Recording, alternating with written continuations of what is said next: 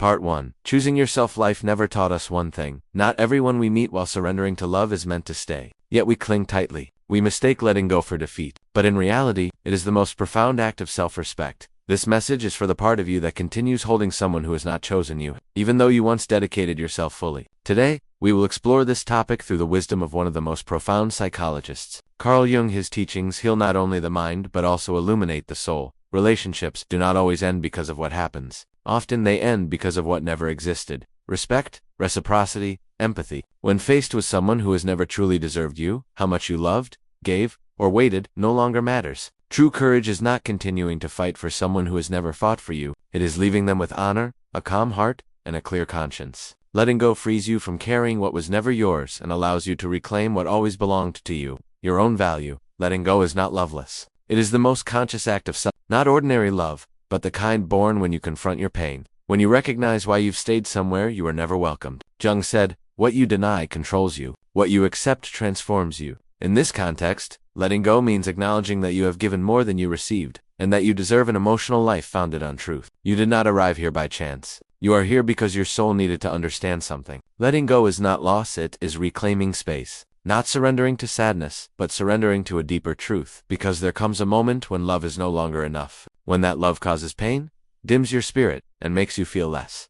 The question is no longer should I let go? The question becomes, why am I still carrying someone who does not see me? This message will transform you, not by offering easy answers, but by touching the deepest parts of your emotional self. We will go to the places others feared, the parts of you still loving with fear. The parts believing that if you let go, you will be alone. True loneliness is not physical. It is ignoring the voice inside you that says, I am enough. While staying where you are not valued, Jung did not write to explain love. He wrote to help us understand how we love. He knew every relationship is a mirror. Someone who does not value you reflects something within you, an unhealed wound, an unnoticed dependency, a mistaken belief about what you deserve. Jung called this projection. We project what we lack onto others, and when they do not respond as we hoped, it hurts us deeply. But it is not their fault. It is a call for yourself to awaken.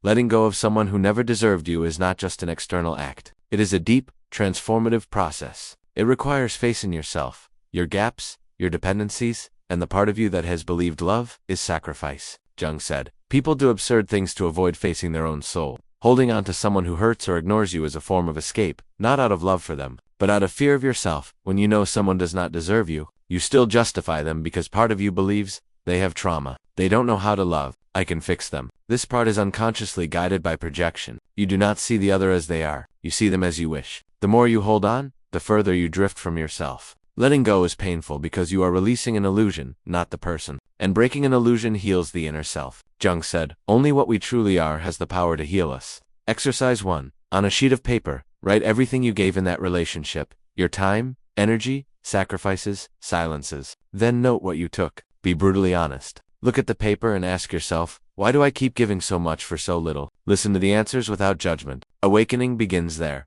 Most people stay out of fear of being alone. Jung explained that loneliness is not the absence of others, but the inability to share what is essential to you. The key question, were you seen in that relationship? Did you feel heard, understood, valued? If the answer is no, then you were already alone. Letting go is not measured by how long you can endure without returning. It is measured by how deeply you decide to reclaim your life energy. Every thought that returns to someone who does not deserve you is energy wasted. Jung taught, where attention goes, energy flows.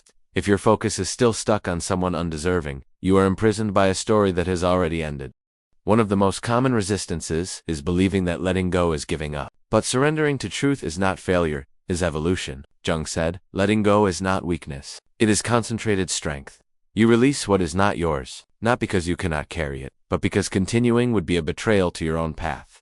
Exercise 2. Close your eyes for 2 minutes and imagine the person in front of you. Say everything you could not say aloud. Then repeat silently, today, I let you go. Not because I hate you, not because I do not love you, but because I choose myself. Repeat this every night for a week. The symbolic power of emotionally freeing yourself from your subconscious should not be underestimated. When someone does not deserve you, their presence leaves traces of anxiety, insecurity, and emptiness. Jung warned, the more you resist seeing that they do not value you, the stronger the situation becomes, until it breaks you. Letting go is an act of love toward your shadow, the part of you that believes you are not enough. Exercise 3. Stand before a mirror. Look at yourself for 2 minutes. Observe your eyes, your face, your emotions. Then say aloud, I no longer abandon myself for anyone. I am enough. Do this every morning. The mirror reflects not only your body, but your commitment to yourself. Sometimes letting go does not mean stopping love. It means loving without the need to possess. Jung said, love is not about looking at each other, but about looking in the same direction. If you pursue healing and depth, while the other pursues ego, control, or indifference, love becomes pain. The person who never deserved you, never chose you fully. They may have desired you, used you, admired you superficially, but deserving someone is a profound act. It requires seeing, valuing, respecting, and sharing the process. If this was never present, you are not leaving something behind, you are reclaiming a part of yourself trapped in an unwritten story. Letting go is not forgetting. It is accepting. Jung spoke of the eternal cycles of the unconscious. Until you become conscious, you repeat the same stories. Those who do not let go repeat. Those who repeat wear down, suffer, and break emotionally. Exercise 4. Write a farewell letter. Not to send, but to release. Write everything you want to close, then burn it. Watch the fire transform the paper. You can transform your story the same way. Jung's most powerful advice: do not hold on to what moves away, so what is meant to approach you can arrive. Part 2. Dennis's awakening. Dennis could not pinpoint when everything had begun to fall apart. There had been no major fight, no dramatic farewell, just a growing silence, fading attention, and a love slowly eroding through small daily withdrawals. He was being abandoned before he was formally left, and this hurt the most. Once, he had seen the relationship as a place he could always return to. But one day, without notice, she stopped giving him that sense of permanence. She was still there, yet she was not. Her presence became a hollow absence. Her voice was automatic, her eyes strange. He had felt this for years, but could not name it. Weeks passed while he clung to the idea that this was temporary. He believed if he tried harder, she might return to the way she had been. He tried everything: more gestures, more patience, more understanding. Yet nothing changed. Because love that leaves silently does not respond to desperate cries. One afternoon, she said calmly, I just don't feel the same anymore. Not with anger, but as if unburdening herself. Dennis felt paralyzed. The walls of the house, once witnesses to countless memories, now seemed to mock his loneliness. He could only nod. He watched her take her coat and close the door, taking half his world with her. The following days passed in a storm of anger, denial, sadness, and uncontrollable longing for her return. But she did not come back. The thing that hurt Dennis most was not her absence, it was the realization she had never truly been there. He had loved more, given more, imagined more. Perhaps he had clung to a version of her that existed only in his mind. One midnight, after crying in silence, Dennis opened his computer and typed, "Why is it so hard to let go of someone who doesn't love me equally?" Among the search results, he found writings on Jung and projection. Without knowing it, he began to awaken. Dennis discovered that often we fall not in love with what someone truly is, but with what we project onto them. What were we unconsciously seeking? To fill old voids? To heal unhealed wounds? To find something his soul had been missing? Perhaps he had not been in love with her, but with what she represented. From that day on, Dennis devoured everything he could find on Jung. He felt vulnerable and exposed, yet for the first time, understood. He realized his attachment had been a cry for recognition, understanding, and love from a part of himself, not from someone else. He recalled his mother, distant, busy, always occupied. He remembered the childlike efforts he had made to earn attention, to feel enough. He saw how he had equated love with effort throughout his life, repeating the same patterns in every relationship. And now, he finally saw it clearly. He began therapy. At first he said little, but gradually, everything poured out. He cried for the version of himself that had always expected to be chosen, for the part that had waited for love, and slowly began to heal not for her, but for himself. One day his therapist said, "You are not letting her go. You are letting go of the part of your childhood that still believed love required you to perform." Dennis remained silent. That sentence struck like lightning. He realized letting go was more than forgetting someone, it was rewriting his emotional history. He filled pages every night with letters he would never send, for his broken self.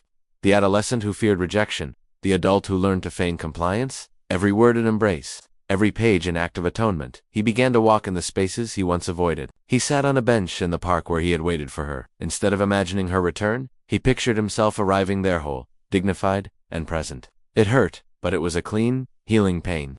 He learned not to hate her, understanding she had merely reflected what was already within him. She had not hurt him, she had held up a mirror. And through that mirror, he confronted how often he had abandoned himself to hold someone else. He began to notice himself in small details. In his leisurely coffee, in books he underlined for rather than comprehension, in the quiet that was now rest instead of suffering, and in songs that once hurt, now resonated like an honorable farewell. On ordinary days, he stopped thinking of her without planning. It was no longer a choice, but a sign of something greater. He no longer needed her as a symbol of what he was seeking. He stopped searching outside himself. Finally, he began to settle within. Jung said that facing oneself is the most feared and liberating act. Dennis now understood. It was not her leaving that changed him, it was his decision to stop abandoning himself. Months passed. He had not fallen in love again, but he was in no rush. The most important part had already happened. He had made peace with himself, knowing that the next love, if it came, would find him whole. He would not seek to offer pieces of himself. He would be himself fully, without permission. One sunny afternoon, he met her by chance at a bookstore. They greeted and smiled. She looked at him oddly. "You've changed." But he only replied, "I am at peace." Not as a show of strength, but as someone who had truly returned home. Exiting the bookstore, he felt no sadness, only gratitude. Deep down, he knew this farewell had not marked the start of a new relationship, but the start of a new life. And so, without bitterness, nostalgia, or unfinished business, Dennis walked forward. He knew he was no longer the same person. He had learned that letting go is not losing it, is choosing yourself. What you once begged from someone else, you can now give to yourself. For the first time, he grasped a simple, profound truth. She had never deserved him, but he deserved himself. Dennis's story is not just personal. It is a portrait of a process many of us undergo without realizing it. The morning of a relationship that was never as we imagined may seem like an ordinary love drama, but from a therapeutic perspective, it is the most fertile moment for awakening. Jung called this the threshold of individuation, the moment life forces you to stop searching outside and start within. Everything Dennis experienced was a symbolic death, the death of the self waiting to be rescued, the death of the version that believed love required self-sacrifice. Jung said, "The privilege of any life is to become who you truly are. But, if you remain trapped in the image reflected by others, you cannot return to yourself." This moment of self-responsibility is not for blame, it is for reclaiming power. Understanding your role ensures you do not repeat it in new relationships. Forgiveness is not justifying others. It is releasing energy trapped in expectation, guilt, or pain. In the end, Dennis's declaration, "I am at peace," carried pride, maturity, and truth. It was a choice to embrace the present, not to return to the past, and to let love be expansion, not pain. Every abandonment carries the opportunity to choose yourself, listen to yourself, and rebuild your world from within, on solid foundations of authentic self-love. What truly caused your suffering? The absence of another, or the forgetting of yourself to hold them?